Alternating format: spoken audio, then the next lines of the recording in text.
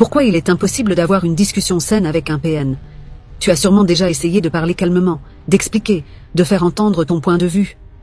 Mais chaque discussion avec un pervers narcissique tourne toujours au conflit, à l'incompréhension ou à l'épuisement mental.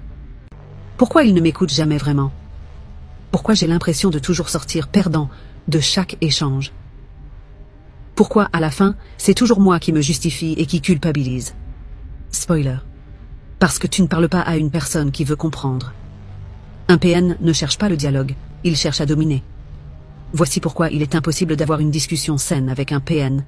Et comment te protéger? 1. Il ne t'écoute pas, il attend juste de te répondre. Un dialogue normal est basé sur l'écoute et la compréhension mutuelle.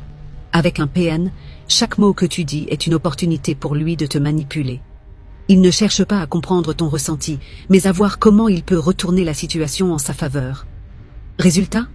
Tu expliques encore, et il feint de ne jamais comprendre. Il change de sujet, détourne la conversation et te fait perdre ton énergie. Tu finis frustré, épuisé, et lui, il a gagné. Stratégie? Ne cherche plus à lui faire comprendre. Il ne veut pas comprendre, il veut te contrôler. 2. Il inverse toujours les rôles. Dès que tu exprimes un problème, il le retourne contre toi. Si tu lui dis qu'il t'a blessé, il dira que c'est toi qui exagères. Si tu poses une limite, il te fera passer pour l'égoïste. Exemple de retournement de situation. Pourquoi tu es toujours en train de te plaindre? Moi aussi j'ai des problèmes. Tu es trop fragile, tu prends tout mal. Tu es parano, tu t'imagines des choses. L'objectif du PN, te faire douter de tes émotions et t'obliger à te justifier. Stratégie? Ne rentre pas dans son jeu. Arrête de te justifier et réponds par des phrases fermes. Ce n'est pas discutable. Je ne vais pas débattre de ça. Ce que je ressens est valide, que tu le reconnaisses ou non. 3.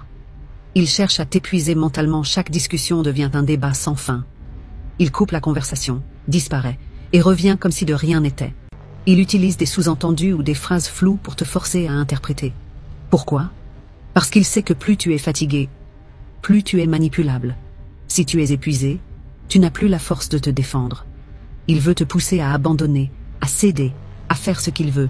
Stratégie, fixe des limites et coupe court aux conversations toxiques. Je ne vais pas m'épuiser dans une discussion stérile. Je refuse de débattre sur ça. Si tu continues, je mets fin à cette conversation. Un PN ne gagne que si tu restes engagé dans la discussion. 4.